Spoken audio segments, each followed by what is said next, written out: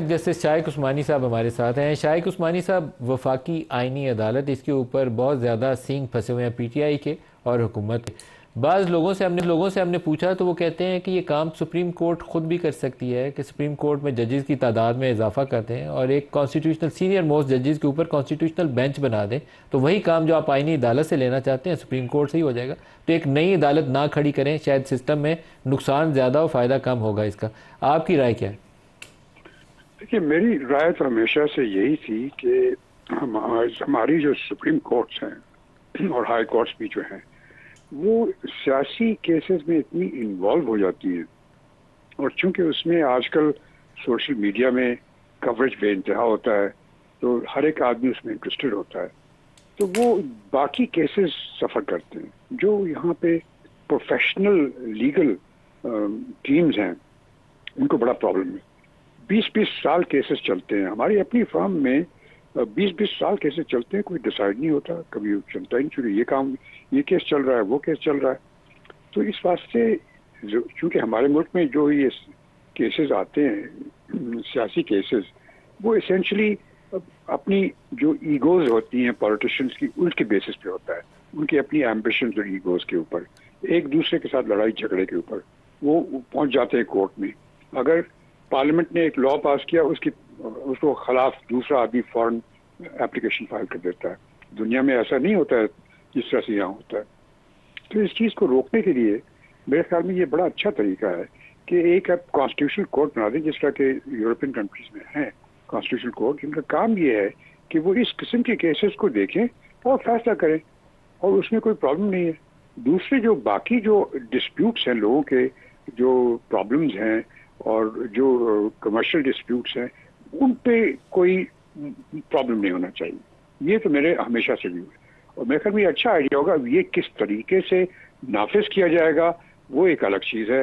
वो जब बाकायदा वो लेके आएंगे ड्राफ्ट उस लॉ का, उस बिल का, फिर पता चलेगा कि उनके क्या व्यूज। शाइक उस्मानी साहब, लेकिन जो अभी तक तजावीज़ थी उसमें वो 199 रिट जुरिस्डिक्शन वो भी दिए जा रही थी वफाकी आइनी अदालत को, 184 की प्रोविजन भी आइनी अदालत को दी जा रही थी, आर्टिकल 8 को छेड़ा जा रहा था, अमेंड किया जा रहा था, फिर ये पोलिटिकल पार्टीज़ के हवाले से कि किसको बैन करना है ये भी इख्तियार जा रहा था वफाकी आइनी अदालत को। तो हम शायद बहुत ज़्यादा कुछ वफाकी आइनी अदालत के ऊपर डाल के बोझ ढेर सारा, और सुप्रीम कोर्ट को एक सब ऑर्डिनेट कोर्ट, एक ऑर्डिनरी कोर्ट बना रहे थे, वो शायद प्रैक्टिकली मुझे लगता है प्रॉब्लमेटिक आइडिया होता है। आपका क्या ख्याल है? जी देखिए, मुझे मालूम नहीं कि एग्जैक्टली क्या इनके प्लान्स हैं, किस तरीके से लाना चाहते हैं। मैं तो एक जनरल बात कर रहा था कि अगर कॉन्स्टिट्यूशन कोर्ट इसलिए लाया जाए, जो ये जो आमतौर से केसेस होते हैं, डिस्प्यूट्स, सियासी लोगों के डिस्प्यूट्स होते हैं, उनको सॉल्व करने के लिए कॉन्स्टिट्यूशन कोर्ट बना दी जाए। बाकी जो है वो कोर्ट्स जिससे चल रही है उसे चलते रहें। लेकिन अगर ये इरादा है कि आप आर्टिकल 8 में चेंजेस लेके आए, आर्टिकल 51 में चेंजेस लेके आए, तो उसका कॉन्स्टिट्यूशन कोर्ट से कोई ताल्लुक नहीं और ना होना चाहिए। वो तो अपनी जगह पर रहना चाहिए और वो पावर सुप्रीम कोर्ट के पास होनी चाहिए। तो सर, अगर सुप्रीम कोर्ट के अंदर ही एक कॉन्स्टिट्यूशनल बेंच बना दिया जाए सेपरेट, जो बाकी मुकदमात को हर्ट ना कर रहा हो, तो क्या वो ठीक नहीं है? तादाद जजों की बढ़ा लें? वो प्रॉब्लमेटिक होगा, क्योंकि अगर आप एक कॉन्स्टिट्यूशन बेंच बनाएंगे तो आप ये नहीं कह सकते कि ये जजेस सिर्फ यही सुनेंगे, क्योंकि जब एक सुप्रीम कोर्ट होगी तो उसमें जजेस होंगे तो वो हर एक केस सुन सकते हैं। कॉन्स्टिट्यूशन केसेस भी सुन सकते हैं, दूसरे भी सुन सकते हैं। जब तक यह है कि सेपरेट कोर्ट नहीं होगी इस काम के लिए, तब तक वो प्रॉब्लम खत्म नहीं होगा। बिल्कुल सही है। बहुत शुक्रिया आपका शाइक उस्मानी साहब। अब आप बताएं, शाइक उस्मानी साहब ने तो अपनी राय बड़ी खुल के दे दी। नहीं, मैं उनसे इत्तेफाक इसलिए नहीं करता कि देखें, सबसे पहली बात ये कि इसमें क्या हर्ज है। इंडिया में है कि जो सीनियर मोस्ट कोई मेरे ख्याल 7 जज बैठते हैं, कोई भी कॉन्स्टिट्यूशनल मैटर आता है वो सुनते हैं। आप इवन सुप्रीम कोर्ट रूल्स में अमेंड करके ये कर सकते हैं। उसके लिए ये ज़रूरी नहीं है कि कोई एक्ट पास हो आप, और फिर जो कमेटी है वो बैठ के ये फैसला कर ले कि जी सीनियर मोस्ट 7 जजेस होंगे, हम उनके ऊपर कॉन्स्टिट्यूशनल केसेस सुनेंगे। देखें, कॉन्स्टिट्यूशनल मैटर्स कोई आउटसाइड को बाहर से आकर के जजेस ने नहीं यहाँ फैसला करना। हमारे में से ही होंगे ना कोई जज, हमारे भाई दोस्त, कोई इंटेलेक्चुअल होगा, पढ़ा लिखा होगा। हमारे बहस जो बुनियादी नुक्ता है जिसके ऊपर पीटीआई का इतराज़ है वो ये है कि सुप्रीम कोर्ट के चीफ जस्टिस के ऊपर एक नया चीफ जस्टिस ना बैठा हो, सुप्रीम कोर्ट सब ऑर्डिनेट कोर्ट ना हो। तो इसका हल तो मौजूद है कि इसी कोर्ट के अंदर आप एक मखसूस कॉन्स्टिट्यूशनल बेंच बना दें, बाकी कोर्ट नॉर्मली फंक्शन करे, वो मखसूस एक बेंच कॉन्स्टिट्यूशनल मैटर्स देखे, चीफ जस्टिस एक ही रहे दोनों के लिए। बिल्कुल दुरुस्त बात है। देखिए ना आप बल्कि आप बांग्लादेश की मिसाल दें। अच्छा, आपको पता है थोड़ी सी बांग्लादेश कलामी हो में जाएगी, मैं दोबारा आपकी तरफ आता हूँ। कामरान मुर्तज़ा साहब हमारे साथ आ रहे हैं। कामरान मुर्तज़ा साहब बहुत शुक्रिया, हम तो आपको आज स्टूडियो में एक्सपेक्ट कर रहे थे, लेकिन आपसे हमारी पहले तो मेरी माफी कि मैं कोई बात, लेकिन आप हमें थोड़ा सा आप आए हैं तो आपसे खबरें मिलने की उम्मीद है कि खबरें मिलेंगी। पहले तो हामिद खान से, सलमान रकम राजा से, बैरिस्टर गौहर से आपकी मुलाकातें थी JUI वालों की, कोई ऐसी तजवीज़ जिसके ऊपर दोनों जमातों ने इत्तफाक राय से बात की हो? मेरा ख्याल है कि ठीक गए हैं। अब PTI वाले नाखुश नहीं गए हैं हमसे। नाखुश नहीं गए हैं तो इसका मतलब यह है कि ये सारा कुछ 26 के बाद होगा, 26 से पहले नहीं होगा। PTI ये चाहती है? नहीं कह सकते, मगर कुछ चीजें उन्होंने हमें बताई हैं, उसके मुताबिक जो है ना वो शायद न सिर्फ उनके अपने लोग जो है ना वो सारे इंटैक्ट हैं, बल्कि कुछ और भी लोग, और कुछ इस तरह की बातें। बाकी कुछ हमने जो है ना अपने मसौदे में से कुछ चीजें उनके साथ शेयर की। तो उनके लोग आप कह रहे हैं PTI वालों के पक्के हैं? बताया हमें यही किया है कि वो कोई नहीं बनेगा एक, और दूसरा उन्होंने कहा कि शायद गवर्नमेंटल साइड से भी जो है वो वोट नहीं करेंगे उस तरफ।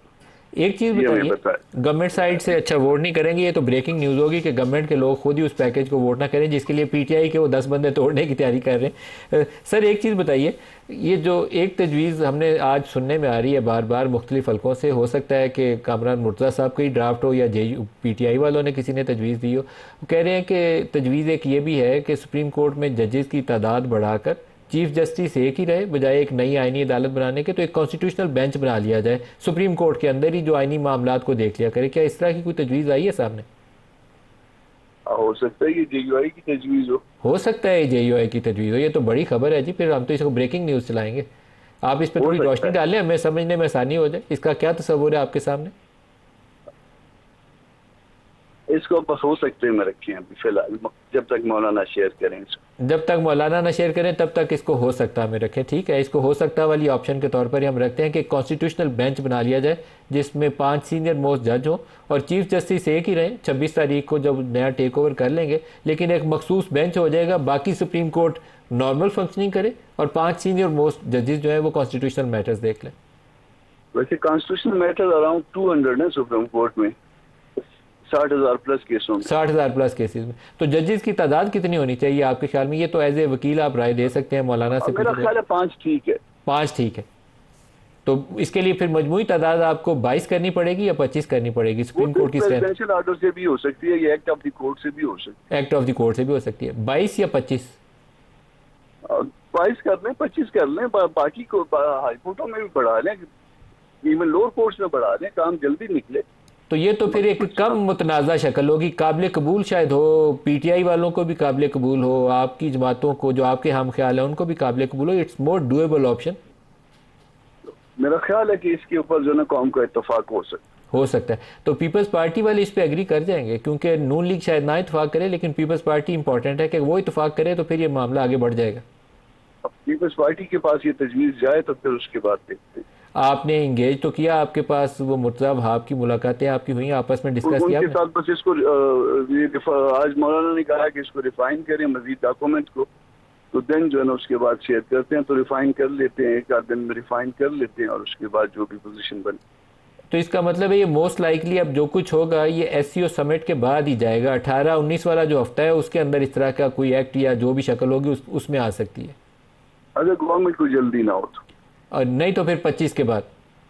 या और आपके ख्याल में मोर लाइकलीहुड इज के नए चीफ जस्टिस के टेक ओवर के बाद ही आने का ज़्यादा इम्कान है? अब मुझे नहीं पता, क्योंकि जरूरत भी उनकी है और चाहत भी उनकी है ज़्यादा। हमारी तो एक तरह से काउंटर सजेशंस है ना, हम तो प्रपोजल्स दे सकते हैं कि ऐसे नहीं ऐसे कर लो, ये ज़्यादा एक्सेप्टेबल है लोगों को। अच्छा कामरान मुर्तज़ा साहब, एक चीज़ जो जजेस की तैनाती का तरीकाकार है वो मेरे ख्याल में आप सारे लोग ही मुतफिक हैं कि उसमें पार्लियामेंट्री रोल को मजबूत करने की ज़रूरत है। क्या उसके ऊपर इत्तेफाक राय हो जाएगा कि सारे कंसेंसस से नया तरीकाकार एक ऐसा बना लें जिसमें बहुत शफाफियत के साथ जजों की तैनाती की जाए? JUI की मेरा ख्याल है तजवीज़ उस पर ये होगी कि उस पर 18th अमेंडमेंट, जो ओरिजिनल 18th अमेंडमेंट थी उसको रिस्टोर कर दें। 19th अमेंडमेंट जो है ना जजेस की तैनाती के हवाले से उस पर कम से कम जन इख्तलाफ होगा, उस पर ये एक ज़्यादा अच्छा आइडिया बन सकता है। ठीक है, तो ये हम कब तक तवक्को रखें कि आप हतमी तौर पर अपनी तजावीज़ सामने रखें? फिर मौलाना ने करना है जो कुछ करना है अभी, उसके बाद जो है ना मौलाना साहब ने करना है। ज़्यादा से ज़्यादा रिफाइन करना है हमने, तो एक आध घंटा और चाहिए होगा, 2 घंटे चाहिए होंगे। जिस दिन केस ना लगा हो उसी दिन बैठ के कर लेंगे। बिल्कुल ठीक है।